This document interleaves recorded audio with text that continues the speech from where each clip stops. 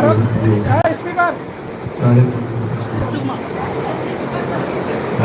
साहिब सलाम, साहिब नबी सलाम, साहिब नबी सलाम। बड़ी आवाज होती है साहिब नबी सलाम। ठीक है,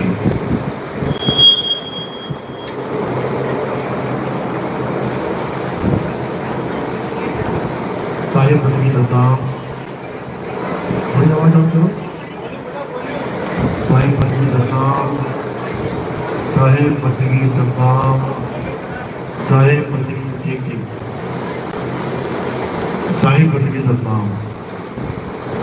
तो आज राजसमंद में परम पिता परमात्मा के अमोल ज्ञान का प्रचार होने जा रहा है। बहुत बड़े भाग होते हैं उन जीवों के जो अपने पूरे जीवन काल में एक बार भी इस मूल ज्ञान को सुन पाते हैं, और उससे भी बड़े भाग होते हैं उन जीवों के जो इस मूल ज्ञान को थोड़ा सा भी समझ पाते हैं। क्योंकि सुनना आसान है, आए बैठे 1-2 घंटा सुन के चले गए, लेकिन इसको समझना बहुत मुश्किल है। इतना मुश्किल है कि आप सोच भी नहीं सकते। कबीर साहब ने कहा 1 लाख लोगों के आगे अगर ये मूल ज्ञान रख दिया जाए, उनको पता ही नहीं लगेगा ये बात चल कहाँ रही है।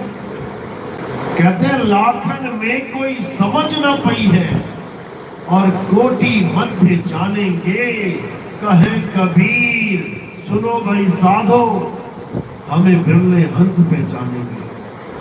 कहते हैं 1 लाख के बीच में तो सत्संग समझ में ही नहीं आएगा किसी के।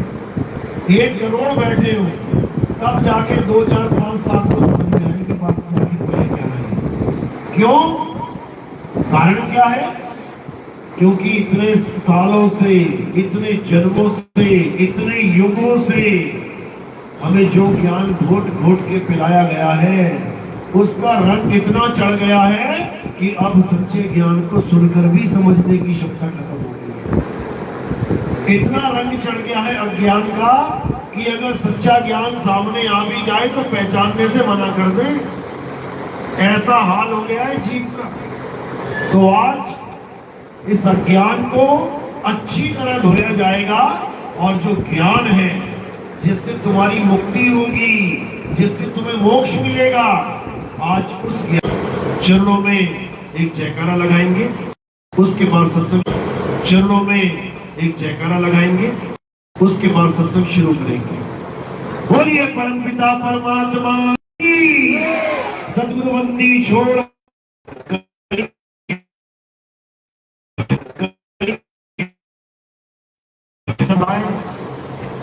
पूरा जन्म बीत गया, लेकिन मूल ज्ञान सुनने को नहीं मिला।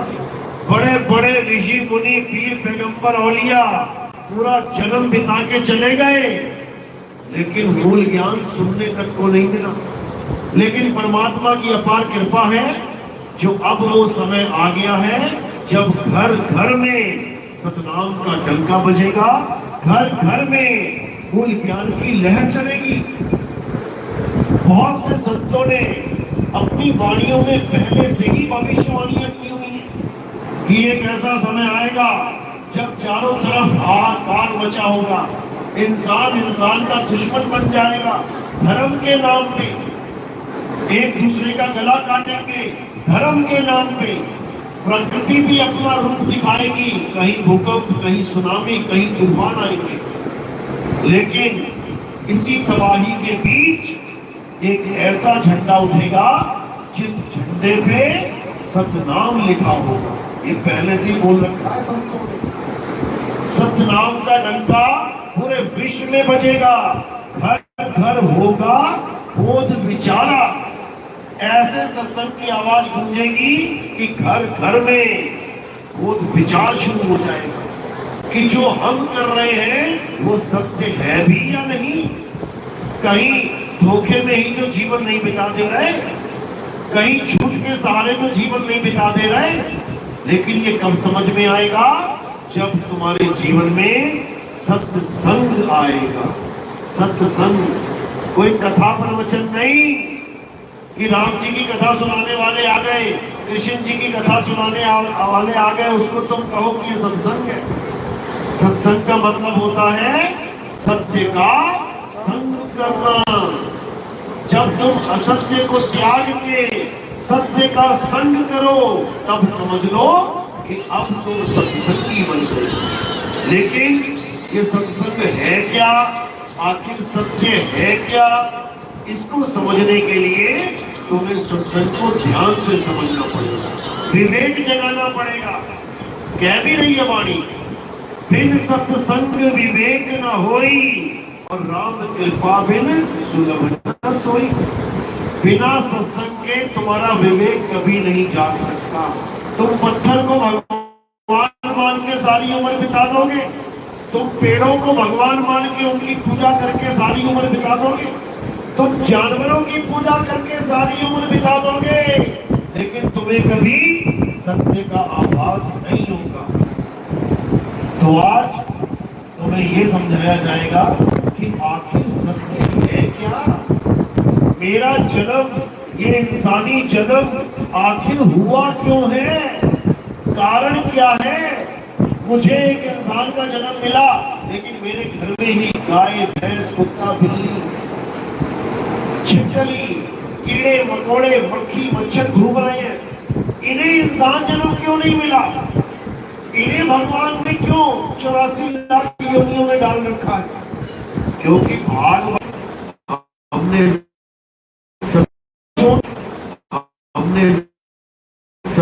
सोता छोड़ के चला गया, जंगल में चला गया। वो क्या खोजने गया, सत्य खोजने, सत्य को जानने कि आखिर सत्य है क्या।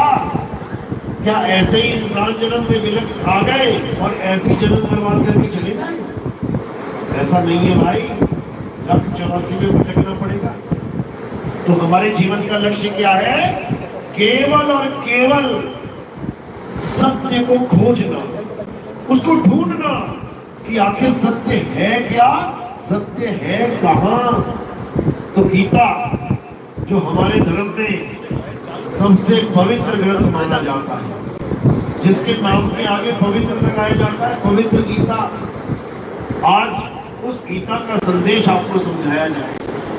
आखिर गीता हमें क्या कहती रही और हम क्या करते रहे, आज ये समझाया जाए। तो गीता क्या कहती है कि हे मनुष्य, अगर तुम्हें ये समझ में नहीं आ रहा है कि तुम्हें जीवन में करना क्या है, तो तुम गीता का अध्ययन करना शुरू कर दो। बस अगर तुमने ये काम करना शुरू कर दिया, तो तुम्हें धीरे धीरे धीरे ये समझ में आने लग जाएगा कि तुमने करना क्या है। तो जैसे ही आप गीता उठाएंगे, पढ़ना शुरू करेंगे, पहला अध्याय खत्म होगा, दूसरे अध्याय में जैसे ही शुरू करोगे तो क्या आ जाएगा सामने, आत्मज्ञान, आत्मा का ज्ञान। क्या बताएंगे, हे अर्जुन, इस दुनिया में दो प्रकार के तत्व हैं, एक असत्य और एक सत्य।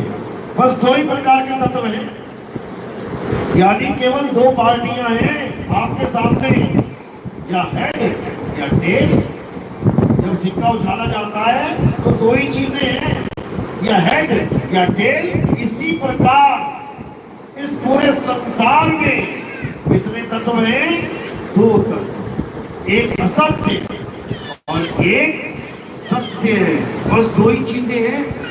अब हमने क्या करना है, हमने केवल और केवल सत्य को धारण करना है। बस इतना सा काम है, छोटा सा काम है, लेकिन ये छोटा सा काम पूरा पूरा जन्म बीत जाता है, तब भी समझ में नहीं आता किसी की। तो अब क्या करना है, अब असत्य और सत्य दोनों तत्वों का ज्ञान समझना है। क्या है असत्य और क्या है सत्य। तो क्या कहते हैं गीता में, अध्याय 2 16वां श्लोक, हे अर्जुन, इस दुनिया में तत्वदर्शियों ने दो प्रकार के तत्वों की व्याख्या करी है, एक है असत्य और एक है सत्य। असत्य क्या होता है, जो तत्व पैदा होता है और उसका अंत हो जाता है, यानी जन्मता है और मृत्यु को प्राप्त हो जाता है, वो असत्य कहलाता है। अब असत्य क्या है? ये शरीर पैदा हुआ और एक दिन, क्यों? क्योंकि वो परमात्मा के नाम पे इस मृत काया को ही पूजना शुरू कर देगा। इस मुर्दा काया वो असत्य है, यानी शरीर। किसका शरीर? मेरा शरीर, सबका शरीर, सब जानवरों का शरीर, सब देवी देवताओं का शरीर, सबने जन्म लिया है और सब इस दुनिया को छोड़ के वापस चले गए।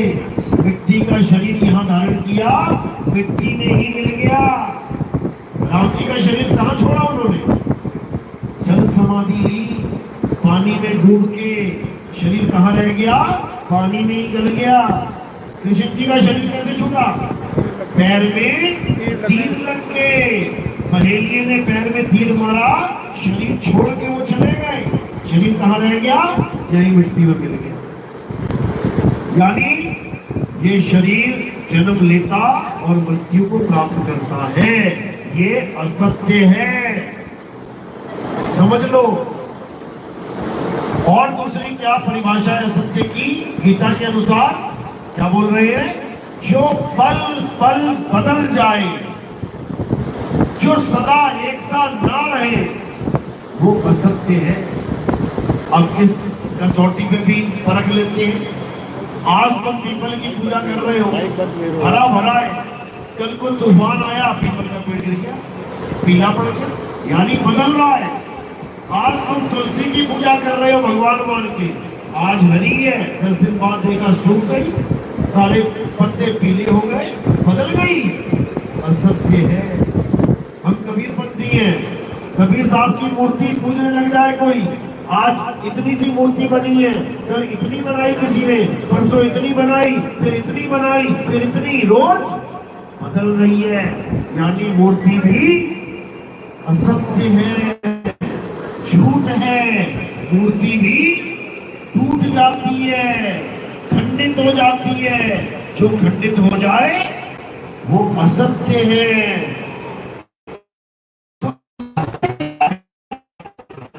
हे अर्जुन, सत्य केवल एक है।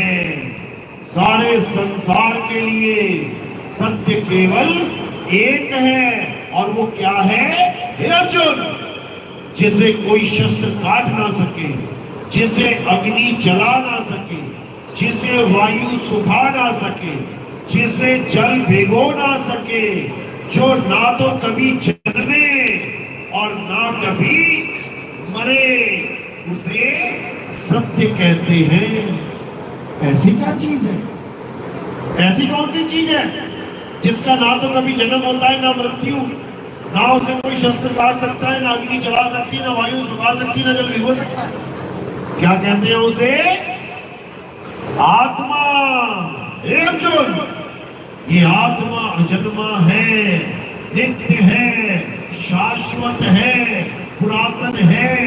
ये आत्मा ही सत्य सनातन है। जो इंसान इस जन्म में अपनी आत्मा को जान लेता है, अपनी आत्मा को समझ लेता है, अपनी आत्मा का बोध कर लेता है, सफल हो जाता है। वो बार बार किसी मां के गर्भ में नहीं आएगा। अब उसे वापस इस दुनिया में आने की जरूरत नहीं है। वो सदा सदा के लिए इस गर्भ योनि से, इस गर्भ छोड़ से रहा हूं या सत्य की। अगर मैं कोई शरीर किसी का भी, तो इसका मतलब मैं असत्य की पूजा कर रहा हूं, असत्य की। अगर मैं कोई पीपल तुलसी पूज रहा हूं, तो मैं असत्य की पूजा कर रहा हूं। अगर मैं कोई मूर्ति पूज रहा हूं, तो मैं असत्य की पूजा कर रहा हूं।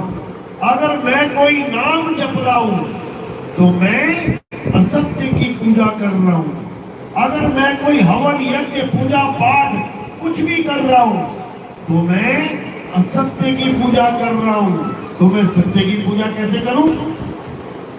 गीता में ही समझाया गया है। कौन सा अध्याय?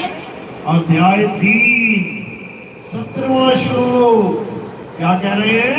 हे अर्जुन, जो व्यक्ति अपनी आत्मा में भ्रमण करता है, जो अपनी आत्मा में तृप्त है, जो अपनी आत्मा में संतुष्ट है, उसके लिए कोई धार्मिक कर्म कर्तव्य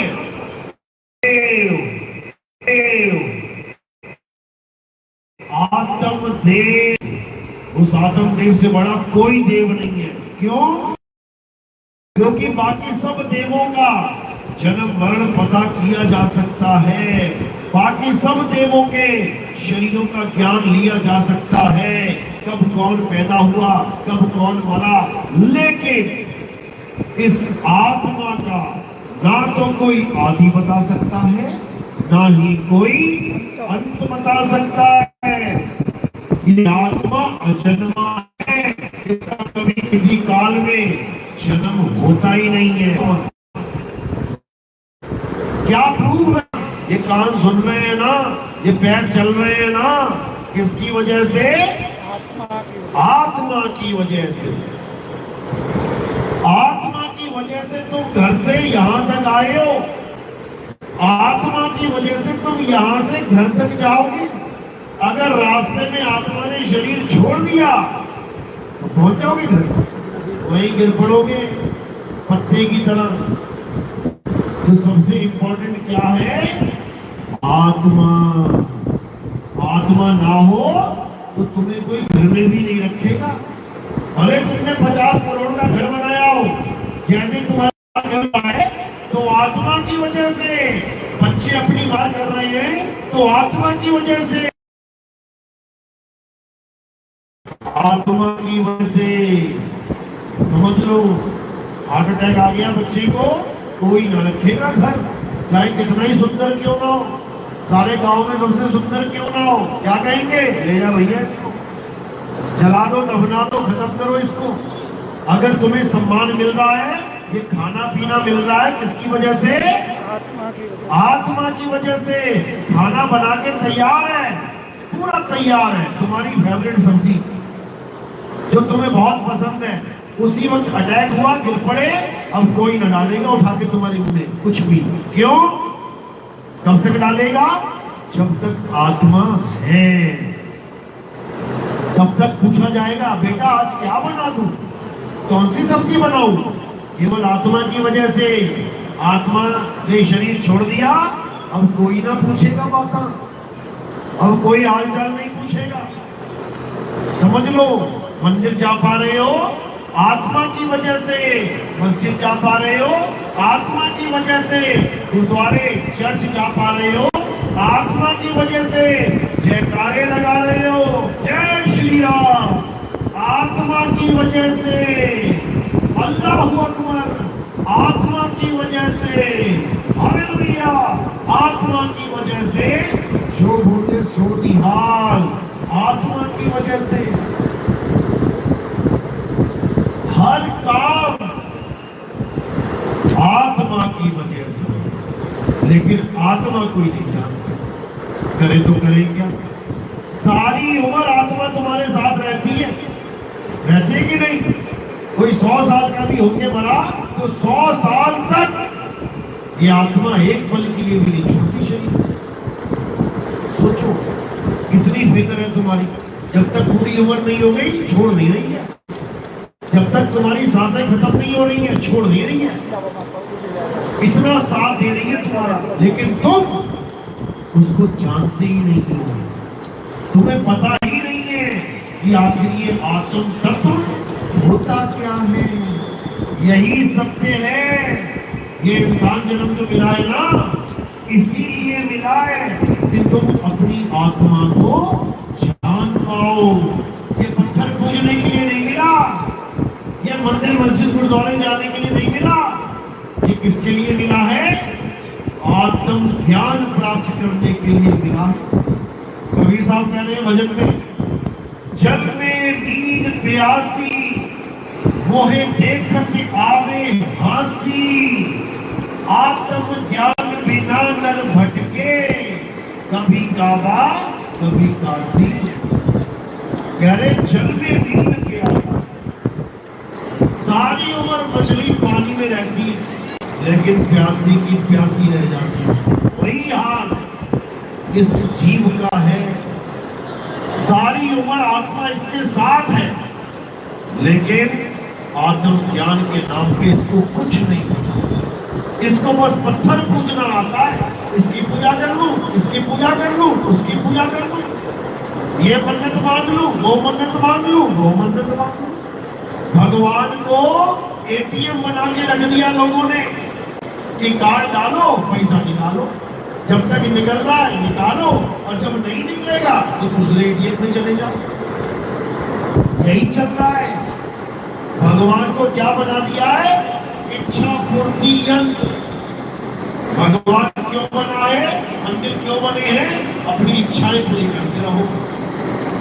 भगवान जी मुझे ये चाहिए, भगवान जी मुझे ये चाहिए, और इच्छा पूरी नहीं हुई तो किसी ने कह दिया अरे वो ख्वाजा जी के मंदिर में जा, अरे वो किसी मुसलमान के फकीर के मंदिर में जा, मस्जिद में जा, वहां से तेरी इच्छा पूरी हो जाएगी। मतलब वहां निकल जाता है। समझो ये नहीं है धर्म जिसको तुम धर्म मान बैठे हो। धर्म क्या है? अपनी आत्मा को जानना ही सत्य सनातन धर्म है। जिसको तुम धर्म मान बैठे हो ये तो केवल अपनी इच्छाएं पूर्ति करने का साधन बना लिया है भगवानों को। केवल अपनी इच्छाएं पूरी कर रहे हो, जबकि करना क्या है? अपनी आत्मा को जानना है, आत्म ज्ञानी बनना है, आत्म बोध प्राप्त करना है। उससे क्या होगा? तुम्हारा जन्म मरण का चक्कर खत्म हो जाएगा। ये बार बार जन्मना, ये बार बार मरना हमेशा के लिए खत्म हो जाएगा। ये मत सोचना कि ये तुम्हारा पहला जन्म है, तुम्हारी पहली मां, तुम्हारा पहला पिता, तुम्हारा पहला बच्चा, तुम्हारा पहला पति है। पता नहीं कितने कितने अरबों खरबों जन्म बिता के आज तुम ये देह धारण करके बैठे हो। अरबों खरबों माँ पिता को छोड़ के आज ये वाले बना के बैठे।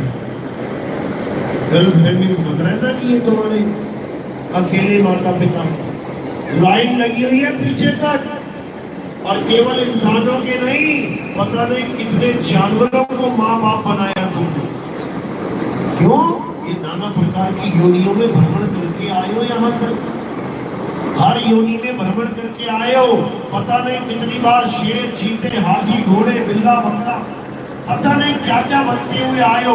अब जाके इंसान जन्म मिला है। अब चेत जाओ, समझ जाओ असली चीज को, समझ जाओ उस परम पिता परमात्मा को जो तुम्हारी आत्मा में विराजमान है। किसी मंदिर में नहीं, किसी मस्जिद में नहीं, किसी गुरुद्वारे में नहीं, किसी चर्च में नहीं। वो कहाँ विराजमान है? वो तुम्हारे घट में विराजमान है। कौन से घट में? आत्म घट में। तुम्हारी आत्मा में छुपा हुआ है वो परमात्मा। कबीर साहब समझा रहे हैं, ज्यों तिल माही तेल है और ज्यों चकमक में आग, तेरा साईं तुझ में है, जाग सके तो जाग। कहते हैं अगर जागना चाहता है तो जाग जा, कहीं भटकने की जरूरत नहीं है। बस किसी आत्मज्ञानी गुरु से अपनी आत्मा का भेद प्राप्त कर, कुछ नहीं करना है, बस अपनी आत्मा को जानना है और आत्मा में रमण करना है। इसके अलावा कोई देवी देवता, कोई पूजने की जरूरत नहीं है। समझ लो, कृष्ण जी ने द्वापर युग में सारे देवी देवताओं की पूजा बंद करवा दी, सबको मना कर दिया, कोई देवी देवता नहीं पूजना है। तो क्या हुआ?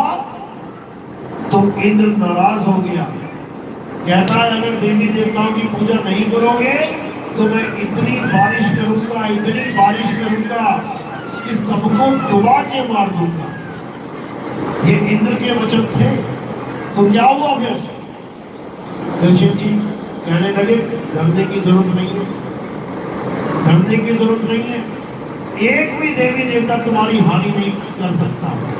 फिर क्या हुआ? इंद्र ने बारिश कर दी, घनघोर बारिश। तो कृष्ण जी ने क्या किया? सबको बोल दिया पूजा कर लो? बिल्कुल नहीं। कृष्ण जी ने एक उंगली से पूरा पर्वत उठा दिया, पूरा पर्वत। किससे बचाने के लिए? देवताओं से बचाने के लिए। राक्षसों के साथ युद्ध नहीं था वो देवताओं का घमंड तोड़ा उन्होंने, पूरा पर्वत एक उंगली से उठा दिया। लेकिन देवताओं की पूजा करना अलाउड नहीं किया। उसकी जगह क्या बोल दिया? इस पर्वत के चक्कर लगा दो, परिक्रमा कर लो इसकी। कौन सा पर्वत था वो? गोवर्धन पर्वत। कि देवी देवताओं की पूजा मत करना, हाँ इस पर्वत के चक्कर लगा लो। लेकिन पर्वत के चक्कर क्यों लगा लो?